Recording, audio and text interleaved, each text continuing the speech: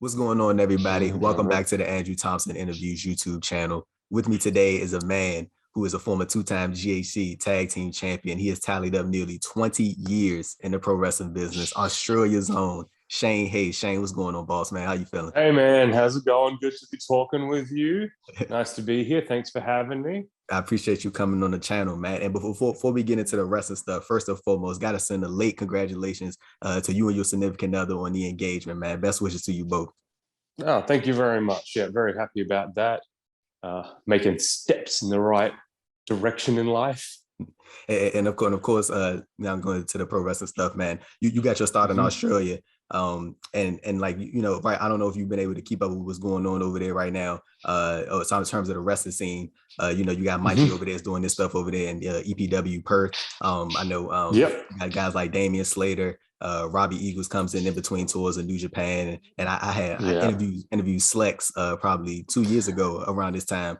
When you look at the sort of landscape of the Australian wrestling scene in terms of what they've been able to produce and the talents that have come out of there, do you think that Australia is sort of one of those underrated places where you can go and discover those good to great talents?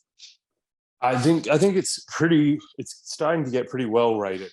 Underrated for sure, just because of the exposure, but like saying that now, how like you can stream things and like companies like are just putting more out online now, and they can do it live.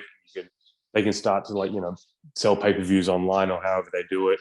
um so I think it's getting more of the recognition that it deserves, definitely. But yeah, because of the isolation of where we are, like in Australia, just it makes people hungrier. So there's so much effort put into all of pro wrestling there. I seem to like subconsciously ask this question in like most of my interviews, and it's always cool to like hear like a very different of answers, like as far as Yeah. experience level goes. But like you like I said, you've been in the wrestling business for almost 20 years. Like specifically throughout this recent period of your career where you've been sort of waiting out the non-compete, have you ever had that moment Yeah. where you kind of sat down and like were able to think about how much you've been able to accomplish over the years and like how this once distant dream it may have seemed like is now a reality? No, no, not really. No, I don't really. I haven't had that reflection. Usually, when it like gets to, uh, like I see it, my I think 19-year wrestling anniversary just came up last month, and I was like, wow, I haven't done anything. It's usually the other way around, but that's just sitting in the situation that I'm in at the moment, where I was still in my 90 days, and I'm just sitting at home, and like last year I didn't really do anything, so I'm just like, huh, I haven't done anything, but I have. Like you said, Right. like I've been around, I've done stuff. Like I've got a lot of really cool memories and photos and memorabilia to show that yeah, I have accomplished things. And just because I'm not doing something right now doesn't mean I haven't or still will. Mm. And sort of going back to the Australia side of things, I had talked about this individual when I interviewed Mikey, and I know he sort of Mhm. played like a very pivotal role early on in you guys' career. And the person I'm referring to is David Storm. Davis has been Yeah, real cool to me on social media, like interacting a yeah, he's couple a of good my guy. interviews. He's a real cool dude. Like sort Yeah. of talk to me about Davis's importance to the Australia wrestling scene and the impact that he's had on you guys' career personally and professionally, and just his longevity overall. Wow, you was weird. Like he he's made the biggest contribution to Australian wrestling. Mm. Um, because without him, you wouldn't have me. So he helped produce me, which is, of course, the greatest thing to come out of Australia. So, kudos to him on that. Just to toot my own horn there. Toot, toot. Oh my goodness, man. I got to start out strong by putting myself over. Of course. But no, he's very heart and soul he was very much the heart and soul of Perth wrestling that, pushed it to do more and more. And as the rest of Australia kind of started growing and doing their own thing, I see him branching out to anyone who wants advice. He'll give it to them. Like he's a mentor. He's my mentor, but he's also like anyone who wants it. He happily put himself out to give people that advice and help. Anyone tell you how to do things. He'll tell you how to. He'll put the ideas in your head of how you can make yourself better. If that makes sense, maybe. I'm not a psychiatrist. You know what I mean? He's not going to boss people around and be like, don't do this, don't do that. He'll see what you have and cultivate things through that to get the best product of whatever, yourself or your company, or your training school, anything. Yeah. Like smart dude. Just from from the day that you started learning from Davis and like to where you are now, did you ever notice certain things along the way that like you would do in the ring, or you would do, just in the way you conduct yourself in a business sense that you learn from Davis, like you would like subconsciously do it, you wouldn't even realize that you were doing those things that you picked up from him? Well, at the start, I found I had two main trainers, Tyler Jacobs and Davis Storm. And Jacobs was Carney, as we knew him back then. He had a very much more strict, rough, stern way of like training people and manner about himself. And I find that I reflect more in that in the past. Like I've definitely been, like anyone who's trained with me knows that I can be a bit of a dick and I can be harsh and stern and whatnot, things like that. But then, I don't know, I find that compassion side of Davis Storm coming through a lot more now that I'm older. And I can just see like, yeah, I like to waver between the both of them, of that being stern and fair, and then having more of a compassionate, help to grow side. Because sometimes you do just need to be told, like when I started training, man, I was a 15, 16-year-old kid, and people will still tell you now that I'm a brat, you know what I mean? Like I'm a bit of a dickhead and a brat, and I don't like to take anything seriously. And if I can ruin a moment by taking all the seriousness out of it, I will. I'll goof around, shit like that. I'm a class clown. So the way Carney used to teach us was just like he could rein me in. So I very much respect that aspect from Tyler Jacobs' training. And I think I'm like, oh, and I see that when I see younger people now, I'm like, how easily distracted people can be. And I'm like, oh, you need to be tough. But then once you've got that attention, that's when you can start to mold.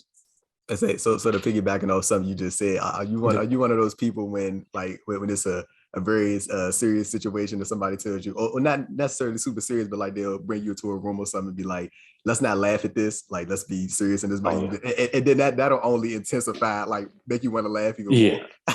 The first thing that comes into my mind is always a joke about a situation. Like, man, I'll laugh at anything, but humor heals, doesn't it? Yeah, it does. It definitely does. But like, so man, you've been a part of the Mighty. I think that when people look back at both you and Mikey's respective careers and collective careers, I think people will always think about that run that you guys had in Pro Wrestling Noah. And I'm very interested to sort of hear your sort of recount of this match that you guys had. I want to say it was 2015. I want to say it may be 2015 or 2014, but you guys had a match against Maybach Taniguchi and Takeshi Morishima. And I'm very interested to hear like about this sort of dynamic in that match, because you and Mikey aren't small dudes, but Takeshi and Taniguchi, they ain't small either, but they like heavy set with the height. So I'm definitely curious to like hear about like sort of dynamic. Mikey's bigger than Taniguchi. Mikey's bigger than Taniguchi. But I mean like more so like on the heavy set side. Yeah, they're real thick boys. Which that would have been 2014 or the end of 2013. Which one? We had plenty of matches with them. Yeah, I was mostly referring to the most recent one. I think that the most recent one. You said that was 2014 or 2014, I believe it was. 13. I forget. It would have been because we dropped the UFC heavyweight titles to them, and then we had a rematch after that to try to get them back. Both, I haven't watched those matches in a long time, but I just remember like they were fun because they were just so wild. There wasn't much technical wrestling to it. It's just like smashing on and got to use some weapons and things like that. Taniguchi Danny had the different poles and rods, and I just anytime I saw those, I'm like, how can I get twisted up in that? How can we use that in a different way that he hasn't used it yet? And then Morishima had that big Boulder Rock Club thing. I don't know if you remember that. It was like a caveman club with like this fake rock on it because it's not going to be a real rock. And he used to swing it like a penalty kick. Like you'd sit there and you'd hit it. And I remember like seeing them, they'd have these, they like prop things. And I'm like, it's just some fucking styrofoam or some shit like that. No, man, that was like solid. It wasn't rock, but it was solid. And the first time he swung it through and hit me in the chest with it, I was like, oh my God. I was like, that, why is this thing real? Why did we make this real? This hurts like shit. Yeah, it felt like getting hit with a rock in the chest. It sucked. Like whenever I see like a Morishima clip on Twitter or like anything on YouTube, I always think about that. He had one match with Danielson and Ring of Honor for the ROH World Title, and I remember the injury Danielson had. He has like an injured retina or something like Morishima. He tried to take Danielson out the game like a couple of times with this, but I was like, Jesus Christ. But yeah, Morishima, he seemed like definitely one of those dudes, man, who he seemed like he like to lay it in. But like, I mean, that's like, it seemed like that's what everybody else is doing. So it's like, if you want to dish out, I never had a problem with any of that. Yeah, right. He always took, he'd always be like, more. And he's like, yeah, give me a power bomb, give me these things, all these things that he's like, yeah, Shane will just hit me with a power bomb. I'm like, what, man, I don't want to lift you. Like, you're heavy shit. It's like, Shane will do me a German. I'm like, oh God, like my back, man. My back kind of hurtsy. I'm about to say, man, and like with all the success that you guys had, like I mentioned, the 2-time GAC Tag Team Champions, and you guys were the 2013 Tokyo Sports Tag Team of the Year. I think you guys were the first foreigners to do that since like Vader and Stan Hansen, like in the early 90s like, or late 90s. Yeah, I think it was within 10 years or something like that. First, both foreigners. I think between their strongman had won it with a Japanese tag partner in there, but we were the first, since Stan Hansen and Vader. And I mean, that was 2013. I'm looking forward to the future. 2023 coming up next year. Could we do it? Could we do it 2 times, 10 years apart? I don't know. You never know. Like and subscribe, click and hit that notification bell, and let's see. There you go. But like, sort of looking at everything that you guys were able to accomplish and including that accolade that you just mentioned, would you say that's like sort of the like, see, I don't want to use the word like peak, because people always like when that word is used, it's often associated as like the pinnacle of someone's career that they were like that they'll like when people normally associate that word with, it's like, okay, they'll never be able to reach that point again. But like, do you consider that period of your career in Noah like it's sort of, I'm gonna say a highlight, like a main highlight, maybe the top highlight? It's a peak. Yeah, a peak. There you go. You can have multiple peaks. There you go, Shane. You know what I mean? Like I'm gonna be trying to reach new peaks this year, next year, and forever on. That's definitely a peak. You know what I mean? Like what's the highest mountain in the world? K2? K2, and then I'm sure there was a K1 that used to be the highest peak, and everyone loved that until K2. I don't know how mountains work. More snow got added to the top, ice or something, and then that became the tallest. So that's where we're going. We're going to add a bit more snow or push up from the ground. We're going to make another mountain, hit some more peaks. But then you have different types of peaks too. Like you could have the tallest mountain in the world, and then you can also have the highest building in the world. And you both of them, you don't think like, oh, that's still a mountain, that's a building. You both like, that's high, that's good. And that's what we're going to be. TMDK is going to be the mountain and building and bridge of pro wrestling. You can quote me on that. Ladies and gentlemen, this is your detailed analysis on mountains from Shane Haste right there. Yeah. Mountains, how do they work? You know what? After this interview, man, I'm gonna make sure that I'm gonna put that in the title. Detailed analysis about mountains. Pro wrestling in mountains. But like before you guys left Noah, I think a year or so before that, I think you guys had the opportunity to wrestle each other at one of the Masawa Memorial shows. I know you guys were a part of I know that wasn't the first time you guys were a part of one of those memorial shows, but like and Pro Wrestling North, they're still doing those to this day. But from someone who was actually there and competed on those, like what's sort of the environment like, coming to celebration of one of the greats in the wrestling business? It's amazing to see the fan base that like everyone that's ever, they all come out, and then like I unfortunately never got to meet the man, but to see the legacy that he's left, and the fans, and then like the tributes that they put on for him, and just to see how he still affects people, how he lives on in their hearts, is cool. It's really amazing. It's something that everyone should strive to live on for themselves. If everyone tries to have that much of a positive influence on everyone else around them, then the world would be a pretty great place. And like we not Davin, like not to get too deep, but like whenever I see shows like that, like memorial shows and stuff like that, it always kind of self-consciously make you wonder like sort of the legacy that you'll leave, and not even in the sense of like, fame or anything like that, but more so like how those people that you love and that you care about will remember you, when you're no longer here. It's like you can't help but like think about stuff like that, and like how your family members will remember you, your close friends, you know what I'm saying? It's like I think you just as an individual, we as people, we just you would want to at least think that you would have left a great impression on those who you care about. Yes, definitely, or at least someone, because no one wants to get forgotten.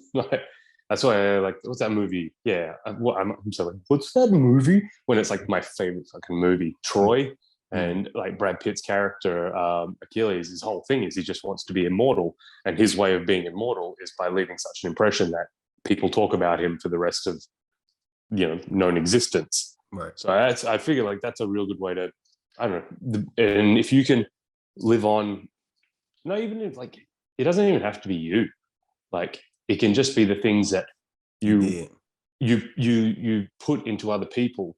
Like if you can put kindness and positivity into the next person, they might not, like by the end of it, when they pass it on to the next person and they pass that on to the next person, they like down the generations, they won't be like, oh, this person taught me to be kind and giving like this. They'll just be kind and giving. So to take the selfishness out of it, of people having to remember your name and that you did it, I think it's more important to pass on the message of positivity and kindness and gratitude and giving. Right? For sure. And how mountains work. Now, man, like, was it difficult for you guys to make ultimately make the decision to leave Pro Wrestling North, considering what you guys were able to do there, and then how you guys were treated, and then of course they like the sort of send off that they gave you guys, and you guys sort of got the the salute from Agawa and Marufuji and stuff like that, and it was like sort of like your guys' like last go around. It was sort of like a farewell tour, so to speak, kind of thing. It was like, I know, like internally, like even though you guys have big aspirations, you there's other things that you want to accomplish, in this life, but like I'm pretty sure that had to be one of those things where it was like, damn, like we, this it right here.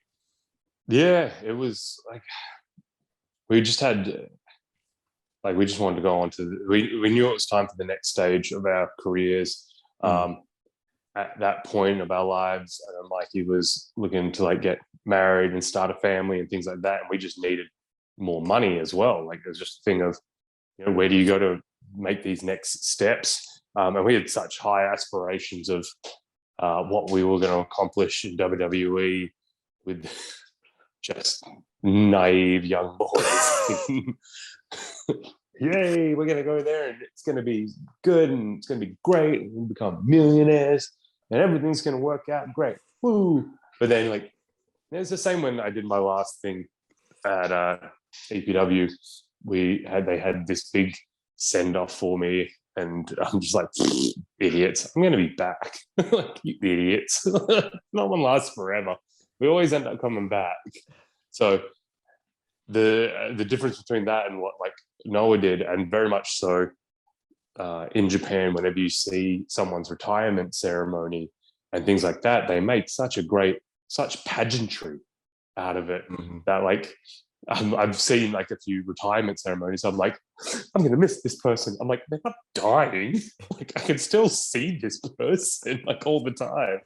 Like Kobashi's one, we were there for Kobashi's retirement, and it was people, grown men crying. Everyone's just everything going off. Everyone was there. It was amazing, and like the 10 bell salute. And I'm like, like a week later, I went up to the gym and Noah, and he's there, same guy, just working out, using every single weight. Pretty sure he was still working on his chops. Like, guy doesn't stop. So it's funny. Like, it's just in the moment, you're like, wow, like, am I making the right decision? Like, but it does, like, it's cool. It's very special. I often look back at those photos and just laugh.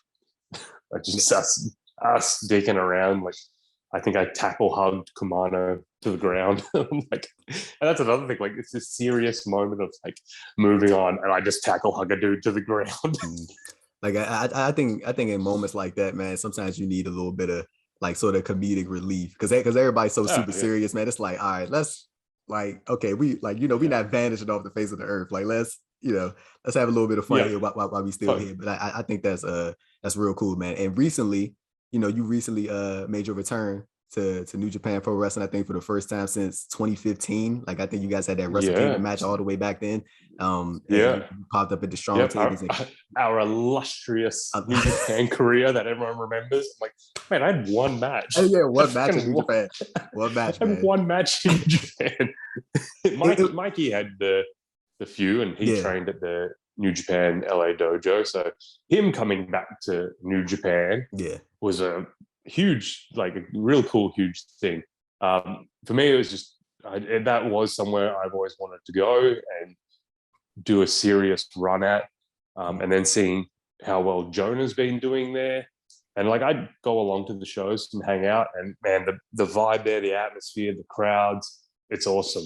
I love it. That's cool. That's real cool. That's real cool. And like we had sort of talked about it a little bit before we started recording, man. Like, you know, Mighty, you know, it's a 2022 World Tag League. You know, I don't think anybody would be complaining, you know, if we ended up seeing you guys get through that and then eventually make it to Wrestle Kingdom 17.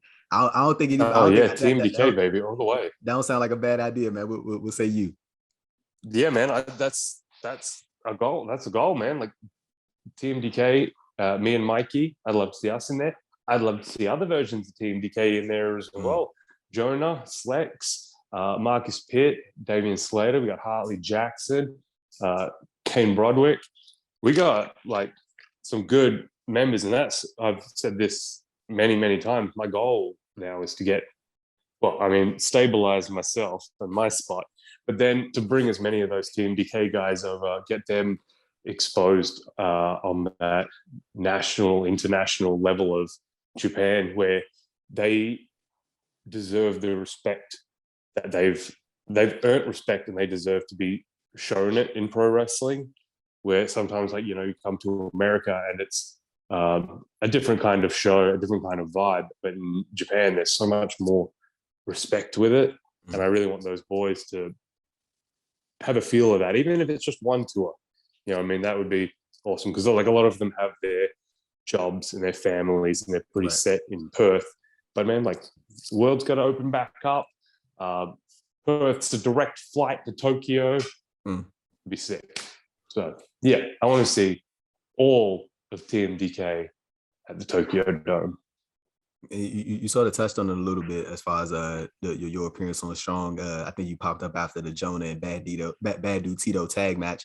I think that episode is actually airing as we're recording this. I think it's airing on March 5th. So we might be seeing Shane Haste pop up on NJPW World real soon. Yeah, man. But like, I'm looking forward to that. Yeah, for sure. And like, how does it feel to sort of like, you know, I mean, like, this is another thing we sort of talked about before we started recording, but like, how does it feel to sort of be back on the quote unquote outside now, man? Like, you back, and you know, it's free agent, and it's a lot of stuff going on out here, man. A lot of different up and coming independent promotions as well. Dude, there's so much for wrestling. I just see it like every week, every weekend. There's shows going on. I train with people here, and they're working 2-3 shows at different places every weekend. Some of them aren't the biggest shows in the world, but like to these newer kids, it's just like awesome that they have those reps. They're getting those reps in front of live crowds. And the fact that there's these live crowds, there's internet crowds, there's so much love for pro wrestling at the moment. It's amazing. Like, man, like as a kid, like we when I was first started wrestling and training, we only had like WWE stuff from 2 weeks late. You know what I mean? Mm-hmm. Pay-per-views once a month, and then the shows that we were putting on. So we were only getting to, apart from at training where I would wrestle every single week, we'd have matches there, but in front of a crowd, it was only every 5 or 6 weeks. So now that people get to do two shows a weekend, their experience is just getting ramped up and up and up, and it's nice. Like I love working with these people and giving them advice whether they want it or not. But like, I like watching their stuff and helping kind of move them into a good direction for them. And then hopefully once I get back out there too, like there's so many people, like just undiscovered people grinding away that, you know, I want to work with them. I love people who like to wrestle. So.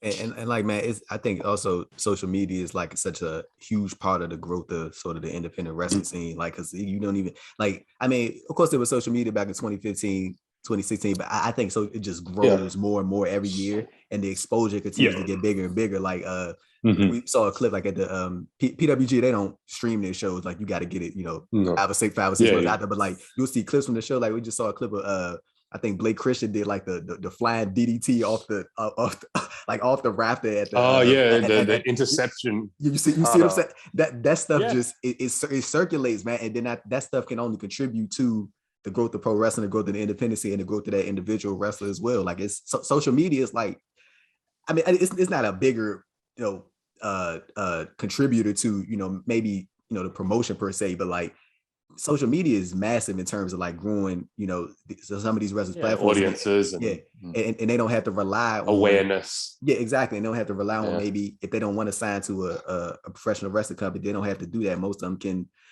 pretty much rely on their own ventures, man. I think the business is like, it's changing for the wrestlers. And I also think you guys, the wrestlers, are becoming more business savvy as well. As that's it. Definitely. That's a crazy thing about it. Like people doing their own marketing and the difference of effort that all these people are putting in is crazy. Because like, so I went from Australia, which, you know, we're in our own little bubble there at the time, from there to coming to America every now and again, just some training, to being a contracted wrestler in Japan, to then being a contracted wrestler in WWE. So there's been about 10 or so years since I've worked, maybe longer than 10 years, since I've worked, being in America, working the independents. And man, it's like coming out in here, I'm like, fuck, I gotta like up my game. You can't just sit around and wait for bookings to come to you. You gotta, you know, self-promote. You've got to keep people aware, especially like, you know, like I don't think I was on WTV for almost a year. And then it was like a year and a half or more since I was on without a mask on, with my face. So especially how quickly people's attention spans are these days, and out of sight, out of mind is a real thing. So yeah, keeping active on the social medias is an important thing. Even if like you don't feel like you're doing anything, or you feel like you're doing something dumb, I'm like everything. Like every day you've got to post something. You've got to be aware and stuff like that. Like I tried years ago, I did a little bit of Twitch streaming and things like that. And even then, like how different that is now. You've got to do it almost every single day. You've just got to be there, and you have to be seen. So that's what I say. Like kudos to these guys now, and these younger talent are hungry for it, and they're so creative. And they know how to use computers. I got a printer there. There's no computer. I don't know. This is on my phone, and I barely figured it out on like as we were putting it together. But you know, these guys, the graphics that they use, the editing, the video clips that they have, I'm like, it's awesome, man. Like, please do it for me, because I can't do it. I'm saying, man, and then you got people out here like they make their own gear, like you said, they make their own graphics, like they make their own advertisements. Like like I'm Yeah, saying, like the wrestlers, man, y'all are like way more business savvy, man. It's actually really cool definitely. to see, and like seeing you guys just basically take things into your own hands and not wait for anybody to do it for you, which is really cool. Well, because you can't. No one's gonna like. No one's gonna do that That's shit true. for you. Like, and if you put that effort in and you make yourself look like $1,000,000, people are gonna look at it and go like, "Well, that person's worth it." And the thing is, that person is putting in that effort to become like that. So good for them, and good for their any success that they get, that they put in the effort to, even if they're not great and they're not successful, but if you make it look, if they put that effort in to look like that, and then eventually they do become that, then the effort was worth it. For sure, for sure. And sort of transition over to your time in WWE, that initial run Yep. in NXT. Like, as your years removed from that initial run, like how do you sort of assess that or look back on that and some of the positives, the negatives, things you maybe wish had went differently, like now that you have the ability of the the hindsight 2020 thing? Like what were some things during that time where you was like, I wish this could have this could have been different, or if that would have happened, then we could have went this direction or that direction? Like how do you overall assess Yeah, that initial NXT run? I look back at it with pretty fond memories. Like I try to forget all the negative stuff, because once you get stuck on the negative, It like you just lingers. get and you just get dragged into the dark side. Things that I'd like to have stuck to my guns a little bit more, like especially knowing now how thriving the pro wrestling world is. I'm like, damn, I really should have like died on my sword more and Mm. been willing to, I don't know, get fired over things. You know what I mean? Like me and Mikey made a career out of ourselves before that by doing the right, what the company wanted. We're company men, we're good workers, with good hands. You ask us to do something, we'll go do that better than what you think can be done. And in Australia and Japan, that got rewarded in the right ways. I found that in NXT, they have ideas and you just go with it. And sometimes that can be a detriment, because not all ideas are great ideas. We had been proven in Japan that as ourselves, we were good and we were successful. When you go there, they want to have their hands on it a lot more. They want more control, which I'm like, you know what? $1 billion company, you got to know what you're doing. And so we let them, like some things I'm like, I don't know. But I'm like, all right, we'll do it. I'll trust what you're saying first. And then obviously I'm not a multi-time world champion millionaire, so it didn't quite work out that way. And, But like, I'm doing fine. yeah, I was like, but I know towards that, like towards the end of that first year when you guys came in, like I know you guys went like on Mhm.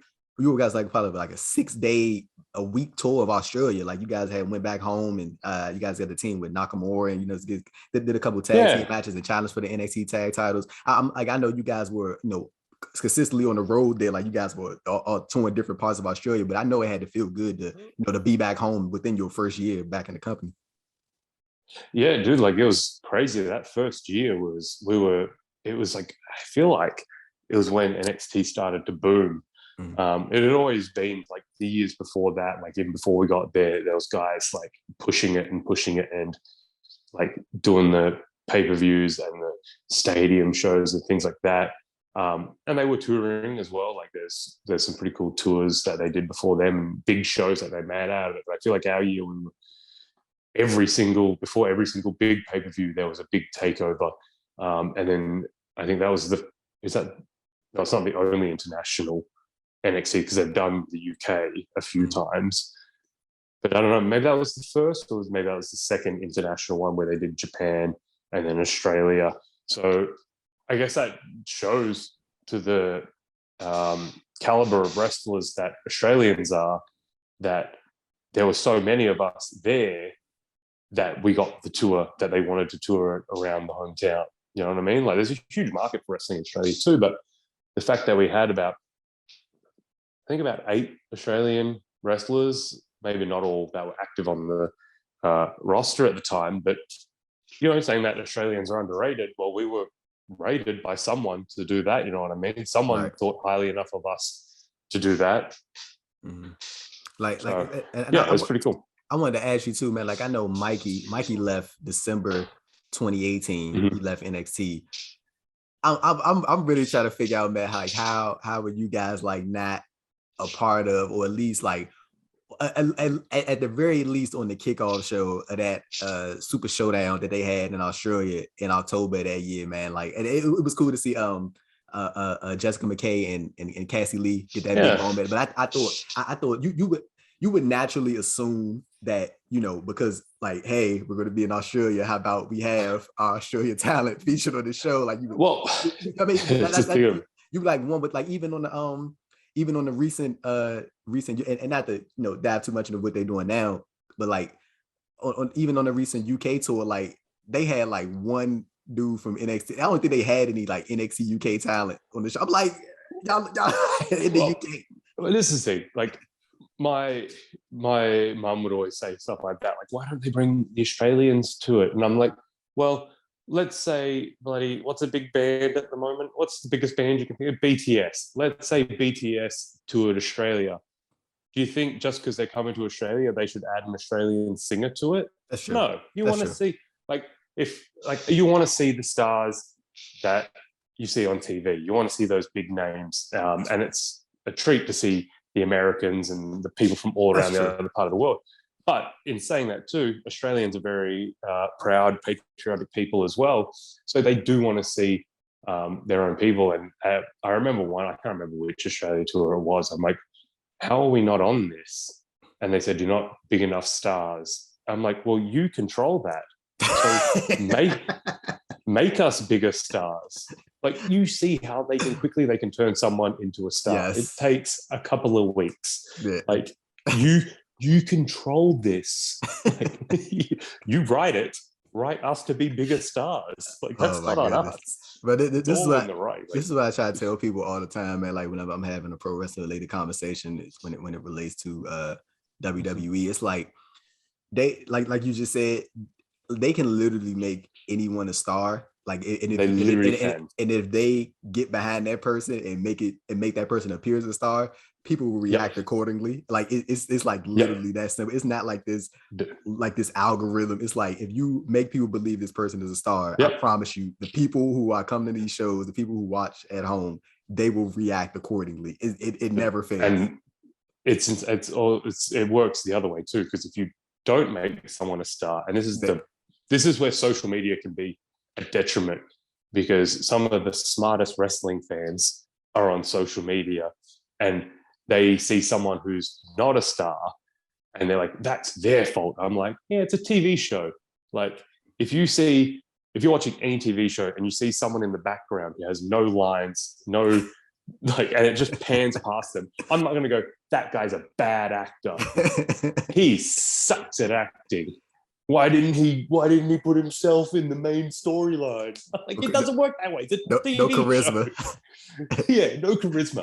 That guy has no moves. I'm like, how? It's a hilarious contradiction of people believe, and that people will believe someone's a star, even if and they're like, oh no, they're really good. It's like, yes, because you've been told they're really good and you've been shown, and that's the beauty of WWE, is like, it's got that production value that it can make stars, and that's awesome in a way too. Like, if you want to be a star, then you, like, saying that they can make anyone a star.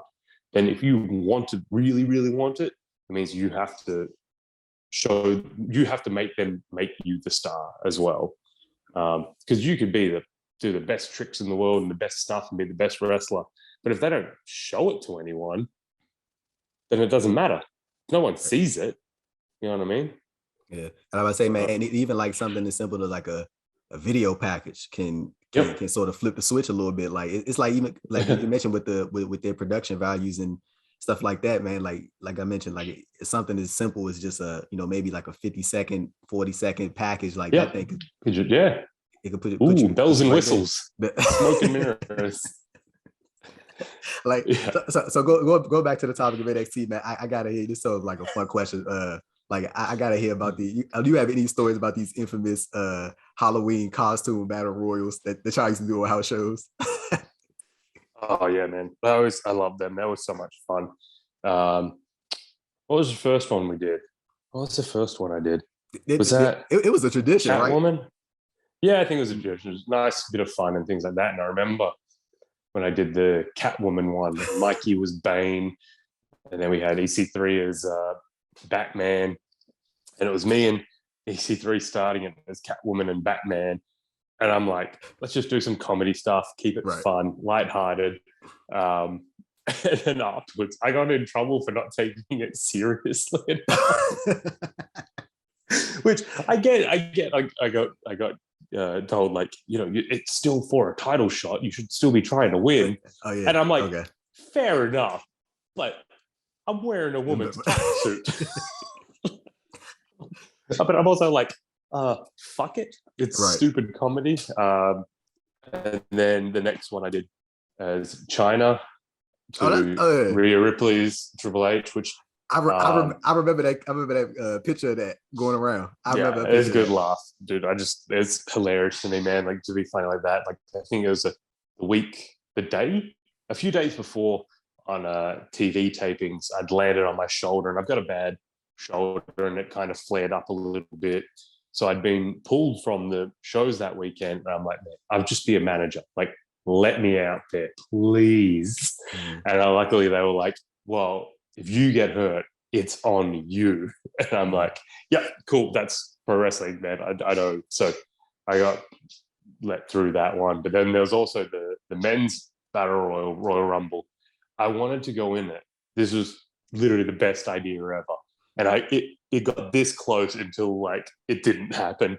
I wanted to be the Invisible Man. So my costume is the Invisible Man. Coming to the ring, Shane Thorne as the Invisible Man. Well, someone does a spot and eliminates the Invisible Man. But see, the thing is, I'm tucked under the ring. So whichever side that person goes out, then I'll, like, come out from under the ring and be like, damn. As in, I, like, took the costume off. It's genius. Obviously, it's too genius for people to get it. You have me lost at a couple points. I was like, do you worked it back? I was like, okay, yeah, okay. Because then I reappear. People are like, oh, it's like, you know, fucking whatever, man. I'll say it. Someone will book it. I'll get it booked somewhere. And then you go, what's the name? Joey Janela's Spring Break, the Invisible Man versus the real Invisible Man, Shane Thorne. Then you go, Shane Haste. Yeah, that's my costume. I'm not a real Invisible Man. Right. Exactly. No one was. EC3 wasn't really Batman. It's a costume. We're playing a character. So I can't actually turn invisible. You know what I mean? I hope the listeners out there can understand that it's not real. so man, like I want. Oh yeah, real quick. This just came to mind because I didn't want to. When we were talking about the Super Showdown show, I didn't want to forget Buddy Matthews, who was on that show and had that match with Cedric. Just wanted to mention that. Big match. Yeah, that was a great match. But like when Mikey left NXT, you did sort of dabble into a singles run a little bit. I know you had a couple North American title matches on house shows and stuff like that against Ricochet and different North American champions. Yeah. You were involved in like showcase matches for Jonah and Dajakovic, who was down known as T-Bar. Like, were there any ideas that you had during that period of your career that you? It's actually Tabar. It's one word. Tabar. Can you confirm or not confirm? Is that an acronym for something? T-Bar. Yeah, I believe it was told to us. It stands for That Boy Ain't Right. That is horrible. that like, boy rough, ain't right. Man. I'm glad they never said that. Did they ever say that on TV? Maybe. I don't know. Okay. Like everyone else, I didn't really watch any of it. But like a T-bar is a kind of thing. Like a tire iron is a type of T-bar, I guess. Things like that. So the names were meant to be like weapons. So we assume like a mace is like either a spray or the thing. A slapjack is a little lead thing that they used to use back in the day. So it's like, T-bar must be like a crowbar or something like that. But there was already a wrestler called Crowbar. So and tire iron. I don't know. Is Tire Iron a worse name than T-Bar? Or is Tire Iron? T-Bar is definitely better. Miles better. Yeah, Mouth's better. But T-Iron. No, T-Bar works. Yeah, T-Bar. So T-Bar. yeah, we kind of assumed that's what it meant, but no. I say I would definitely take That way. T-Bar over Tire Iron any day. But like going back to the NXT part, like were there any ideas or things that you were sort of floating around during that period of your career that you had wish had came to fruition as far as as far as a singles run to sort of just to sort of get yourself featured on NXT TV more consistently outside of non-televised events? Yeah, definitely, man. Like I pitched, everyone's always pitching stuff down there. And it's just trying to get you a bit through. I filmed a bunch of stuff with Ryan Katz. He was always great to work with, and he'd edit things up. And I'd been reading a lot of The Walking Dead at the time, and the Negan character as a heel resonated with me, and I wanted to do that with like a cricket bat instead of the Lucille baseball bat. And then I was going to call the cricket bat Michael. And I am a nice guy. Like if you've ever watched or read Walking Dead, Negan is the kind of guy who's always like, I'm a nice guy. It's just people force me to do bad things. So like I'm like, okay, let's just steal that idea and just put me into it. Every idea that I had, I usually wanted to incorporate other people. They had so many people down there trying to get on TV. And like the only way you can get TV experience is to be on TV.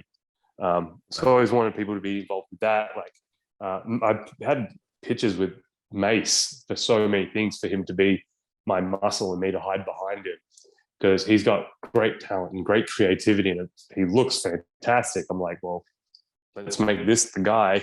Right. He beats people up and then I slide in and take the win. Yeah, things like that, man. Like another idea, I think, like, yeah, the three of us, the insiders, me, Mace, and Mansoor, we wanted to do. And I feel like this was just slightly ahead of its time. Twitch streaming, a gimmick where we were Twitch streamers. And so on these coconut loops, the Florida shows, these house shows, we would stream our matches live on Twitch. Like Mansoor would be there holding its selfie and doing like the commentary over it. And we would just be these annoying Twitch streamers. Like I didn't do any of it. One of the boys did all like the statistics, and because we were doing the Insiders stream every week at the time too, and like the viewership on this, from what we were doing from someone's room, and then if you put these into that, and then if you put this on TV in front of the crowd, the numbers show that the internet presence is there. But yeah, I think that was just a bit too ahead of its time, so that never went anywhere. Yeah, but even in that singles run, like I didn't really get anything with too much meat into it, never taken too seriously. But the little run I did as the worst was fun for me. Like just being, that was where I got to be more myself as a prick. Mm-hmm. And there was a lot of those house shows that I just got to go out there and wrestle. And I think it was Steve Carino booking him at the time. And I told him, put me on every single one, try to work me into the ground. Like, I'm going to wrestle, like, rather than before we'd been given a lot of direction as being the bad guys as the heels, is just about kind of being boring and making, well, not boring, but putting over the babyface as much as possible. So there's not much, if you're doing the right job as a heel, as a villain, you're not outshining the good guys. You're making the crowd, especially on these house shows, you want the crowd to want these guys to come back up. If I'm doing cool stuff and flips and big moves, I'm taking away from them. And that was very much what they wanted you to do. And I'm like, cool, I can do that. And then I can make them look great when they're on offense. But in this run, I was being a bit more of a dick and more selfish. And I'm like, well, I'm going to get my cool shit in too and put the other person over. Because I'm like, if they're going to book me like I'm the worst, I'm going to be the worst. Yeah, so I had a lot of fun just being a sarcastic dickhead on those. And like, yeah, the house show matches, I think it started to, and as all things do, and it's the cool heel. You know what I mean? What's the anti-hero? Yeah. People started to like kind of get into it, and so I could have some pretty 50-50 matches with people. That's where cool. I could still cheat and be a dirtbag the whole way through. So you know, you make your own fun, and then people started to enjoy that fun as well. Yeah, I about to say, I remember you had the sort of the I think it was like a short couple week maybe story with Gargano that they were doing. Yeah. I was that was 2018 or 2017 no, not that was 2018 because that was 2019 or one of those. But yeah, because that was after Mikey left. Yeah, so like I remember that they were doing that on NXT TV for a little bit, and that was like it was just you know, it was kind of cool to like see, you know, you able to be able to sort of, I guess, sink your teeth into something related to NXT TV, you know, outside of you know, the showcase matches that they sort of slotted you in. Well, that's it. And those matches, like, were wrestling the guys from that breakout tournament, they were all guys who were so cool, and they just wanted to do stuff, and like they wanted to have matches that like popped on TV. So that was great to have like a varying range there. And then the storyline leading into the thing with Gargano, great. I thought me and him were going to have a little bit more back and forth there rather than just the one match and done, which would have been great. Have a bit more of a storyline there, but you know, that didn't happen. So, but like just being able to vent some of my frustrations there, the promos that I cut on him, I just remember like not getting anything written. They were like, here's the general idea. You know what you want to say, go out there and say it. And the fact that they trusted me to go and do that was cool. And then I did get to vent some of those frustrations of them using the same people over and over and over again, and not showcasing new talent. Which, I mean, there's a thing. If you want to be showcased, do better. Them trying to, you got to build that. They're building it as the third brand. So you need main characters to build around. So when people talk about like an NXT part where they only use the same people, it's like, well, they're building main characters. So you got to understand that as well. Right. And like something you had mentioned earlier that sort of stuck with me. Like since you said it throughout this whole interview, I kind of wanted to bring it up. Like sort of at this point, I remember I was scrolling YouTube, you know, while I was doing a little bit of research for the interview. I had saw this video of you and Mikey, y'all were doing like the up down down thing with Xavier Woods, and this was very early, like in you guys' 2016. 2016, and like, man, y'all look like young adults, bright-eyed, ready to take on the world, like just happy as hell. Like, I know, right, man. What was sort of, you know, your expectations around that time? Like, I know you mentioned like you guys had these big aspirations, but sort of further elaborate on that, man. Like when you in that time period and it's like we're in WWE, you know, we here now, and it's just like we feeling like we about to just do the damn thing while we here, man. Like, cause I saw you guys, y'all just had the biggest smiles on your face. I was like, I think that was our first time going to either Raw or SmackDown. I don't remember what it was, but it would have been in Florida, so they had people go and just hang out and see what it's like, and then sometimes they'd use people as extras or whatnot. And like we'd met a bunch of these people before, and like a bunch of these guys knew that we could work. Like we've done tryouts before, we've done a handful of tryouts and wrestled matches on those, and with people who were like, oh damn, you guys are ready, like you're good. And then we knew plenty of people on the main roster, and they're like, oh yeah, you guys will do really well here, you're good workers. So yeah, we were thinking like our expectations, like you want to reach for the top. Our expectations, man, like let's kill it in NXT. And at that point, and like beforehand, the NXT roster kind of changed every 6 months. It was 6 months of this people, the champions would change, then those people would go up to the main roster, and then the new lot would come in. And so we're like, yep, 6 months, we'll do that. 6 months to a year in NXT, bam, move to the main roster, kill it there, be in a Royal Rumble, be on WrestleMania. You know what I mean? Like, we're like, yeah, it's just going to snowball. Like, everything's going to work out. Like, shit's going to be good. And then, so.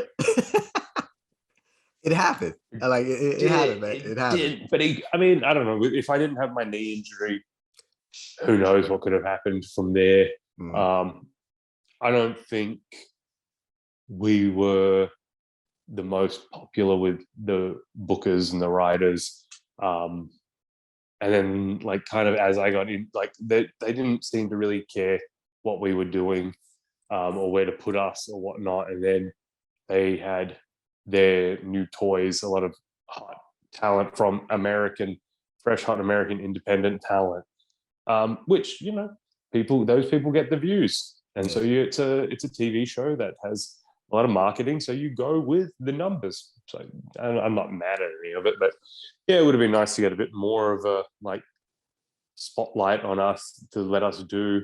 But then also, when I gotta say, like, when that spotlight did come on us, phrasing, we were very company man things, and like, you have a lot of coaches there, and a lot of people telling you different things, and you're trying to please everyone, where we should have just trying to please ourselves. Phrasing. So see what I mean? I ruined it. So yeah, if we were a bit more greedy there to just be who we were in Japan, that's what got us over. Things could have been a lot different, but they wanted a fresh baby face team, clean cut. So that's what we did. And I don't think people, especially at that time, they didn't want that, which was shown definitely by Undisputed Era when they came in, and they were the people, they called them the heels. So I'm like, no, this is a baby face team. They were not heels. Yeah, you know, this is a baby face team. Like, yeah. Like, so you mentioned that, and like I sort of wanted to touch on two things that you just mentioned. Like, as far as Undisputed Era goes, like I think the only time where I've ever seen like a crowd sort of flip on them, and even I don't even think the crowd flipped. I just think they just started getting behind the other team was when they faced Oni and Danny, Biff Busick and Martin Stone at that at that takeover, and Oni and Danny were getting booed out of the building when that match started. Like, they were like, you would have thought they were the heel team. Like, they were supposed to be the baby faces. Yeah, baby face team. But see, the thing was, it was the Full Sail crowd being like, the Full Sail crowd was aware of, you know, which way they were supposed to be leaning to. But like, when you take that out of there, and I think it was in Chicago's going for Undisputed Era. Like, they, like, you know, all respect to Danny and Oni, but like, you know, these are our guys, and that's the only anti-heroes. They're like Stone Cold, Steve Austin, you know what I mean? Like, exactly. Yeah, that was the first time I seen a crowd flip on them. But like, even with you guys, man, I felt like, as far as the baby face, and let me just say, this is like a minuscule thing, but I always liked the original TM61 music. I don't know if you liked it, but I feel like it fit you guys. The original. I don't remember it at all. Someone showed it to me the other day, I think, and I couldn't remember it. And I think it left my brain. I think you guys had a good theme, so that was like a mini thing that I just wanted to bring up for no reason at all. But like, when you the actual one that, like, the one when you guys first came into NXT, not your individual thing, because I know you. I think. Oh yeah, that's cool music, man. That was like, we just, like, we gave them Joker and the Thief, and I was like, this, but like more, and they baby faced it up a bit more. I like that music too, man. Like, it was. There you go. It's got the kind of that beat of Joker and the Thief, but not quite as hard. It's a little bit more bubbly and baby face-ish. But yeah, I think that's cool. I like that music too, man. But like, even looking back at the 2016 Dusty Classic finals, man, it's like, I felt like with the dynamic that you guys were presenting, it's like, as far as how you were presented on NXT TV, it was like you brought the athleticism, or Mikey brought the power, and then you guys sort of brought it together. And that was like, I felt like you guys had like a real good dynamic going, and I felt like all it took was sort of like maybe even giving you guys just more mic time to explain to people like where you come from, and, you know, your journey here, and, you know, how long you guys knew each other and your friendship. I feel like that could have just sort of alleviated the pressure of like, hey, let's throw these guys out there, you know, if people react to them, they react. They don't like, and let's give them no bells and whistles and stuff like that. Like, there was things like that, but just like, and then we would get direction of, don't do this move, don't do that move. You can't lift this person up. Like, you're not allowed to lift these people up. You're not allowed to hit offense. And I'm like, a big thing was like, go out there and be a badass ass kicker, but also smile and wave and lose in 2 minutes. I'm like, how can you be a badass ass kicker if you can't do anything? Like kind of what we said earlier. Yeah. I was about to say, Shane, you want to know what's crazy that you just mentioned that, like about about not being able to do certain or being told like, hey, maybe we should lean off of that a little bit. Like it's crazy because I actually like further going back on that takeover match and even matches that you guys had on NXT TV. Like I remember some of the times, like some of the biggest reactions you guys got when you would like deadlift somebody that was like bigger than you. Like even like the again, going back to that match, it's like I remember when Mikey had he had it was like the Akama result, like he like deadlifted one of them dudes like straight in, and that was like the biggest reaction. Like outside of the dive that you did off the structure, and I was like, when you say that, it's kind of crazy. It's like you sort of stripping away, some of the like organic reactions and some of the things that sort of surprise some people. Like it's like how could you even like think to not want to incorporate that into the match?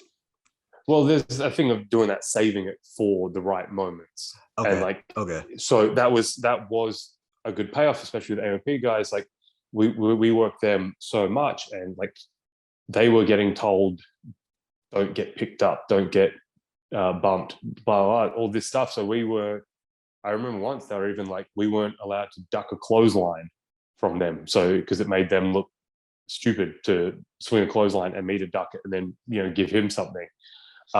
And they wanted to do stuff and they wanted to take stuff too. So that takeover match, and even the next year's Dusty Cup, then they were more than happy to get bumped and lifted and things like that. And because we hadn't done it every single match, it did mean more. So there is that side of the scale. But then the other side of the scale is other people they were wrestling were doing it every single match with them. And we're like, well, if they're bumping them and picking them up and stuff like that every single match, then of course people are gonna see that and go, yeah, every single time. Which you definitely run the risk of oversaturating it. Right. So if everyone saved it, great, but not everyone did, and you see it now, especially a lot in wrestling too, where people need to do these big things every single match to get noticed. But I think like people like it. You know what I mean? Like I don't see people getting sick of it. So fucking good for them.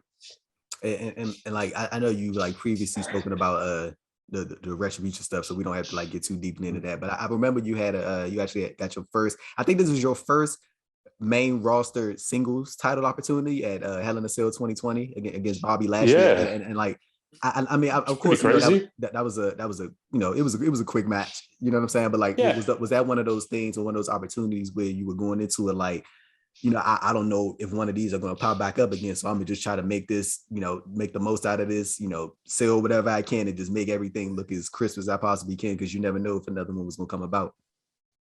Yeah, definitely. I was like, that's pretty cool. Like that's one thing that I look back and I'm like, it's hard to, because like it was in the Thunderdome era. Yeah. So it's like when we first started doing stuff at the PC, like Raw and main events there, people were like, oh, main roster. I'm like, yeah, but 3 weeks ago I was coming here to wrestle matches in front of 10 people. Like now I'm doing it in front of nobody. Right. Like it's hard to get that atmosphere, and the difference definitely was when went back on the road in front of live crowds, and like, oh yeah, that's the feeling. That arena full of people, that's the feeling. That pay-per-view was good. Like, man, Lashley's awesome, and he was so open to like, he's like, man, I think at that time I was the only person to get a falsie on him. Like he was getting pushed as a monster, and then he was going to get pushed even bigger as a monster straight like after that, when he like got rid of the US title, went to the heavyweight title, the world title. And so like I just made the most of it. I was a little woozy going into it from the week before. I think the week before I'd taken a hit to the head, and I remember that. I was still a little rattled from that. So going into that, I'm like, I'll suck it up and do it, and I was fine. It was all fine. Bobby's an awesome professional. Yeah, and so I just like he's so cool. And like he's such a powerhouse. He has all these cool moves, and I'm like, I want to take those and make them look so sick. Like I want to take like you need to get some offense here too. And I'm like, I don't know, a DDT. That's fine. Whatever, man. Whatever we can get into the next thing where, That's cool, man. you know, and then his entrance video. If you like back then, I think it's different now. There was like 3 clips of SLAPJACK like taking this and getting speared and stuff like that. I'm like, yeah, that's what I want.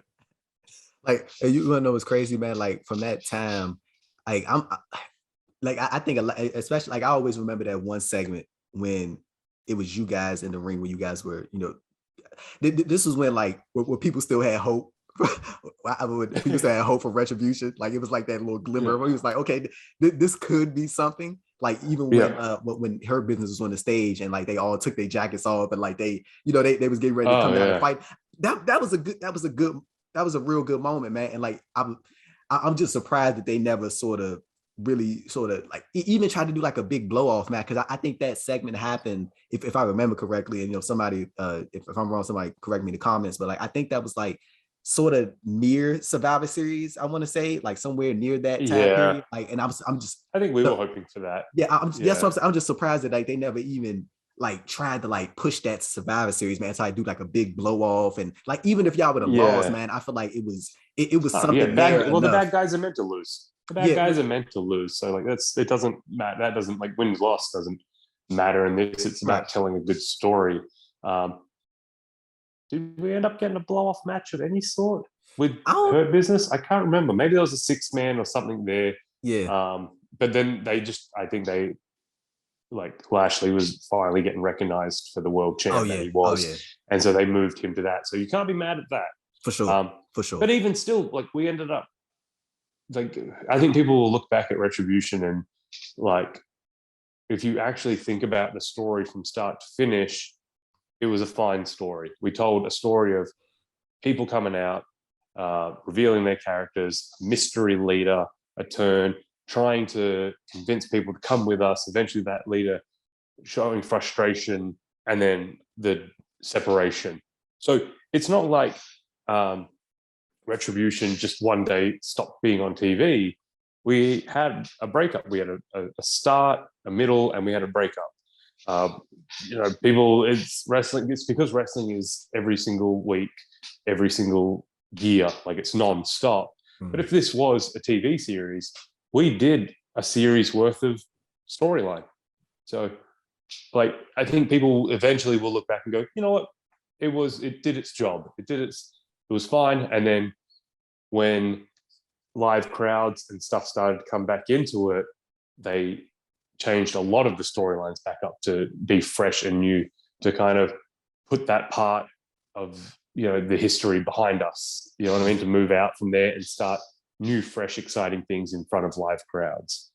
And you know, you mentioned the breakup in the split of Retribution. Like I remember they had moved you and Mia, I believe, over to SmackDown. They kept Mace and T-Bar on Raw along with Ali. Like, would you because that split, I want to say that happened. I want to say like I can't remember like exactly the time it happened, but like it I know Retribution had been long. This was like after they choke slammed Ali, and you know they sort of they parted ways. When you got moved over to SmackDown, would you like? Was that another point during the WWE run where you were like, there was like some type of aspiration, and it was like, hey man, let's, you know, hopefully this is going to be like a turning point, or maybe I could at least get a couple TV matches here and there at that point when you sort of realized you were about to go solo again?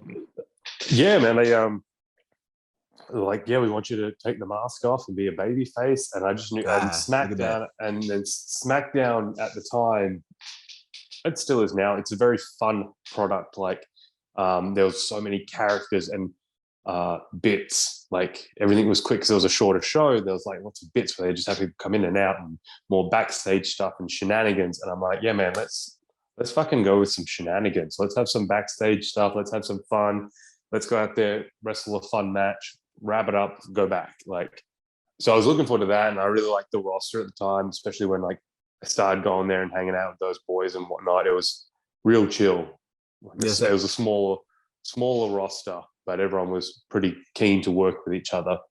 It seems like the common sentiment, like even throughout going back to like 2000, 2003, like the early 2000s, like Paul Heyman was running the show, it always seems like the common sentiment with SmackDown is like it's more of a loose environment. Like everybody's kind of like more like relaxed opposed to Monday Night Raw, where it seems like things are just like, constantly on the move and stuff like that. So yeah, like I remember like I saw some clips like you towards that SmackDown where like you had on like the cargo shorts and the cowboy hat, like but at that point when you just like just trying to try different stuff and throw stuff at the wall and see what's stuck at that point.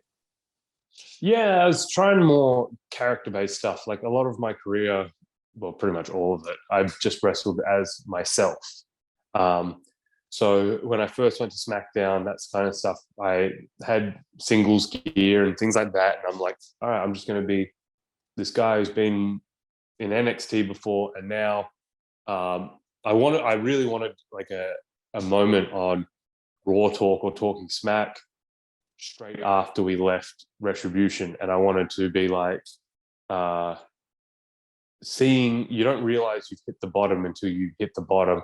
And the way Ali treated us showed me that I was at the bottom. So I'm done with that darkness and I'm ready to be a more positive person. I just wanted to be like more positive about every situation that I was in. And like being in Retribution got pretty rough by the end of it. And so I'm like, I want to leave that behind. And that's kind of the real life character reflecting real life, that I'm like, I didn't realize at the bottom, and looking at Ali, how mad and angry he was like looking into a mirror, and I didn't like what I saw. So, being away from him now and on SmackDown is a fresh start for me, and I'm ready to show the world.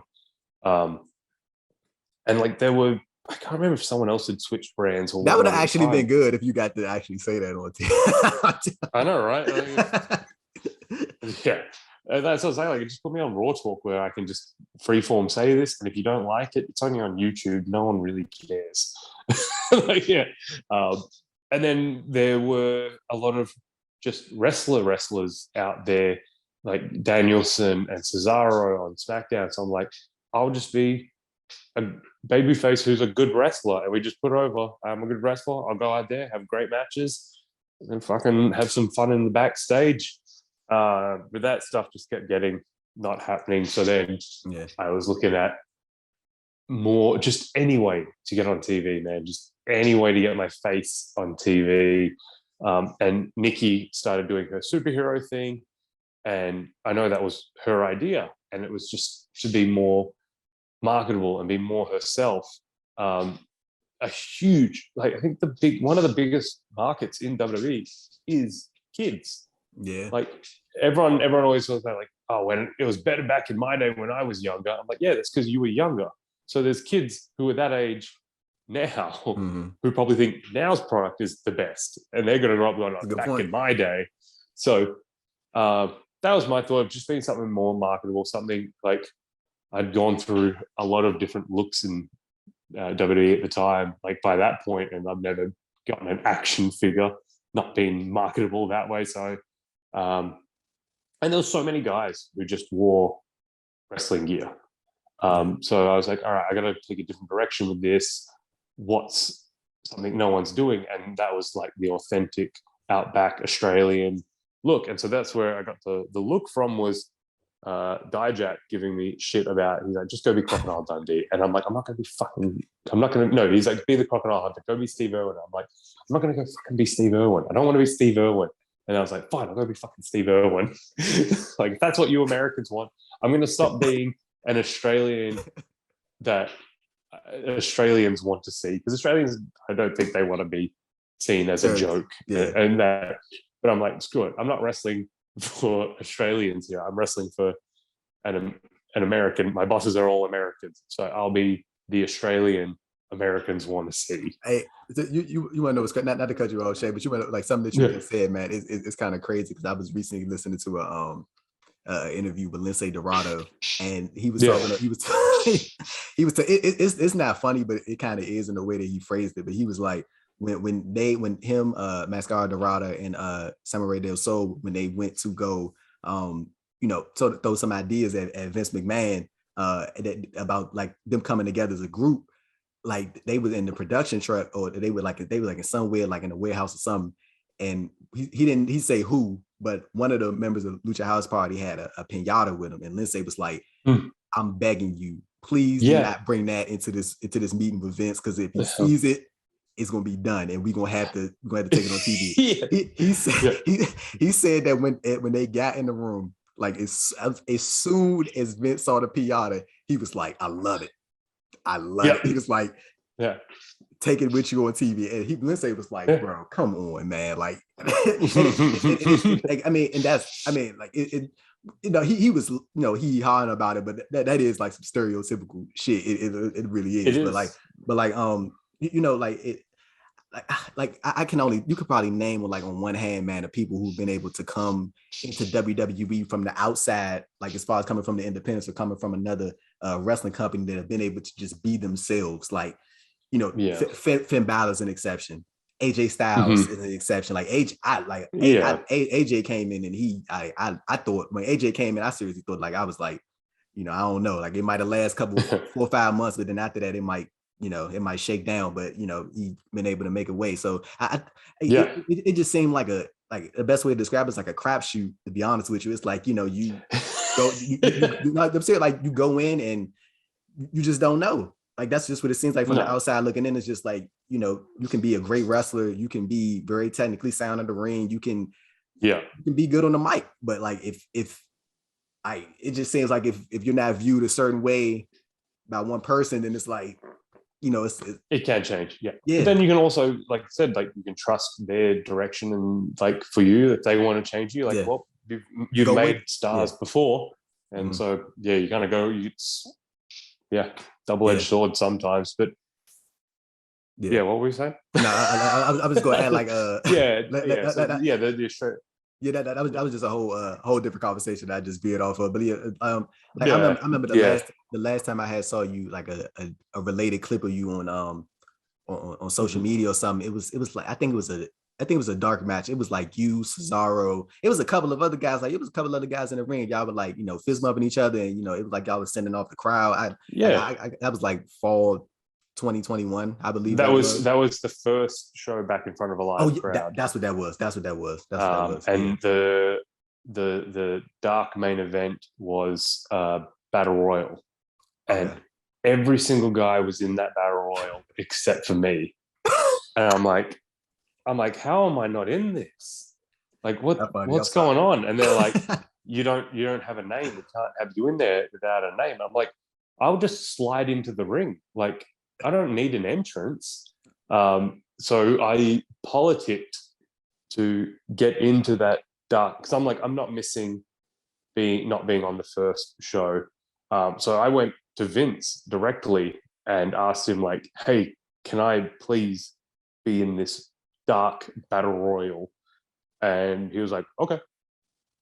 And then we arranged things that I just came out with the other guys, and then they made the match. So it was they did one. So it was like Seth Rollins, Cesaro, and it was Finn Balor, Cesaro, and Friend. So I thought, like, I don't need a name. You don't need to announce me. Like, so they couldn't call you Shane Thorne. They've been calling you for the past. They wanted me to have a different name. So I was just like, don't call me anything. It's dark. Yeah. Like, no one's filming it. This is just for fun. Yeah. So we arranged. Everyone was going to get entrances. Then we had it at the back. All the heels came out, and then the faces came for the save. So Cesaro, Finn, and Friend made the save. And then while we're all out there, Adam Pearce comes out, and this is going to become a battle royal. And and then it was just fun from there. But man,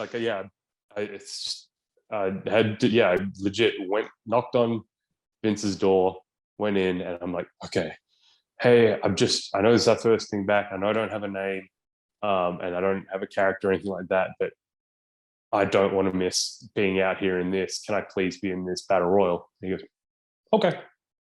It was something. It was like I'm like, something, can I be in that? And he goes, sure, why not? And I'm like, cool, thanks. And then just went out and they put me in it. It's just so funny. Like, everyone's like, Vince is so scary and this and that. He gives off an aura and he is the boss. But if you just go talk to him, sometimes it's and like give him reason, here you go, yes, okay. And I was hoping that initiative would then be like, all right, we got to have him on the next show or something like that. And that didn't work out. So then, yeah, the Australia gimmick, the Australia thing was just a Steve Irwin. The hat is authentic Australian leather with crocodile teeth on it and stuff. I got that sent in. And I got a bunch of other like authentic Australian like hard yakkish work shorts and things like that. The same brand that my dad used to wear when he used to work up north on the mines. And that was the character was like an homage to my father, who that's cool, was man. a hard-working Australian man. And the thing was, the character is about like grit of just, here's a shitty job, you got to go do it. And so that was my thing. Like, so it doesn't matter if I lose, fine, who cares? Like, I'll get back up and I'll go back out to work and do my thing. Which then they just wanted a bit more different colors with it or whatever. Vince wanted some different color, so I added the blue. I had like green one and stuff like that. But yeah, it was just meant to be authentic, and he's a different look that no one else was doing. Like, I mean, John Cena made it famous wearing shorts and Reebok pumps. You know what I mean? Like, that's a genius. Mick Foley wore track pants, and I'm like, man, I need a look that if I forget my gear, I can go to Ross and get it all for $30. So I literally the first things of it, I just went to Ross and I'm like, all right, I got to keep the budget under $50. And then that's going to be my wrestling gear. Yeah, there you go. But like, I mean, it just seemed like you were just like, from what you were saying, you were just trying to appeal to a different audience, man, and do something completely different from what you were normally doing over the past, decade or so. Yep. So I mean, I think that, I mean, like, bro, you tried, bro. You know what I'm saying? You tried. I tried. You know what I'm saying? It is. And they were like, the ideas got workshopped around, and like I talked to Vince once or twice about it too, and then it just didn't work out. And yeah, whatever happens. Yeah, it did. It wasn't like I was told no, and we weren't bothering it. It just got to a point where I think it got over thought about, and once you start thinking about one little thing, they start thinking about every little thing, where you just got to throw it out there. Just try it. If it doesn't work, whatever, then at least you retried. So that's the only thing. I'm like, man, I wish we'd really tried. And before we get out of here, Shane, I do want to thank you for your time, man. You've been more than gracious talking to me, man. But what gotta send you another congratulations, man, because I saw you got WWE 2K22 SLAPJACK is officially a part of the I love that they call them, like, it's just the way that they work. Like, everyone gets so mad at the talent roster and shit for them, because it's really 2K21. It's the last year's roster. It's not, they can't predict the future of the roster. Right. You know what I mean? So of course it's going to be the older roster. But man, that's funny. Like, I didn't, like, considering like SLAPJACK was the only Retribution member to not get an action figure. I'm like, somebody hates me out there. I was expecting there to be Slap Man or Chop Jack or something like that, where just all the moves that I did, or like the look in the creator player kind of thing. But yeah, to see that all the Retribution got in there was pretty cool. Like, I'm cool with that. Like, the music's sick. Like, the entrance we did and the music was sick. And then, like, everyone makes fun of the mask. But then I look at the graphic that they used for it, and I'm like, damn, that's not that bad. The only problem was when we first got the masks, we got no direction on what to do with them. So, like, I thought maybe SLAPJACK, we didn't know what we were going to be. I was like, maybe SLAPJACK can be like a zombie man. So I went to the makeup people there, and I'm like, you make me look like a zombie, like I'm kind of undead, like, because we're meant to be these kind of scary monsters. I'm like, make me look undead. Which, when I put the mask on, and there's the early photos of it, where even the mask hadn't been shaped to my face yet, and it kind of like sits off, and it just looks terrible. And I've got like this white face underneath it. And I'm like, man, this looks bad. And they keep using those photos all the time. But if you look at that photo, like, I put underneath it, I'd like blacked out a bunch of it, and then I used to just do the black circles around my face. I'm like, that looks cool. that looks fine. Like I squared the mask off a little myself too, so it wasn't just a circle. And I'm like, this is kind of badass. And I think people will look back and go, yeah, that wasn't that bad. Let's say, and now you're forever in 2K22 video game. There you go. I mean, I think Shane Thorne's been in every single one since 2017, I believe. Yeah. So, you know, man. People looking out for me there. That's cool. That's cool. But action figures, man. Action figures. Yeah. But I also love how mad people get about the superstar rating. Like, oh man, that's because that means a difference. Like, I'm 71 in a video game. I used to play those games all the time, and I had no idea those things actually even mattered. You know what I mean? I play as any character, and if you're good at the game, then maybe the character level doesn't matter. You can change it too. So, I mean, you can. Fuck it, man. My thing is just if you think that matters, just be better at the game. It's on you. It's not on the character. And of course, they had to cap SLAPJACK because his mystical powers are just too immense. So you got to keep that down because everything else is so high. I assume. I don't know.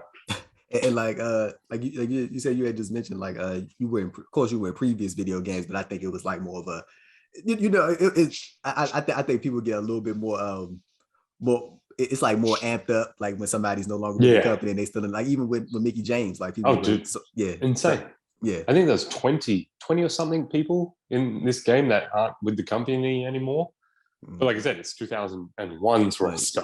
Right. Yeah. Right. So it's fun. It's just fun. It just makes for a fun situation, you know what exactly. I mean? Like, people are still going to buy it. People are still going to make the characters in it too. Like a few of the games back, I saw my character thing in it. I'm like, I don't look like this. And then I saw people's ones that they made of me, and they had all the right tattoos, all my new gear, and I'm like, this is better. Like, this is better. Very cool, man. So I'd rather people make my character, but I do like getting paid. So that scale. There you go, man. Hey, Shane, I do want to thank you for your time again, man. I very much thank you for having me. Taking the time to do this. Please get all your social media plugs out. You know, if you got merchandise that you about to put out there, link to your Pro Wrestling Tees or Big Cartel or whatever type of store it is. If you got that, I'm gonna make sure to plug everything in the description of this video.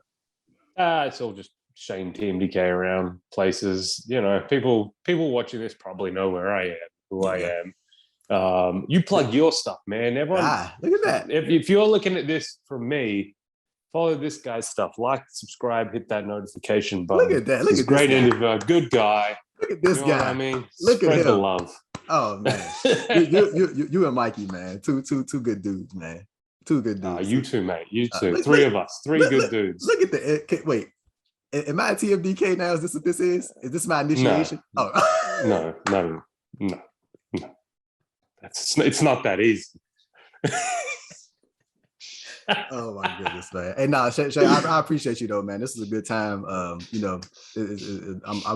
hopefully one day in the future, we'll be able to do this in person one day, man. So we could get the whole for sure, man. That'd be great. Yeah, it'd be cool. We'll get you, me, Mikey. Sounds good. Yeah, look at that. Yeah. Of course, everybody, once again, be sure to check out New Japan Strong this Saturday, March 5th. That's it. Comes out. You might see this man pop up on your screen, but you probably will. Go check out the spoilers. It's out. We all saw it. Spoilers. We all saw it anyway. We all saw it. It's coming. But yeah, everybody. I'm Andrew Thompson. I did the thing. You can't take it back. He did the thing. It's already taped and it's already coming out. You got it. You can't take it away now. But ladies and gentlemen, no backsies. I'm Andrew Thompson of the Andrew Thompson Interviews YouTube channel, shining off with the man himself, Shane Haste, and we are out. Peace.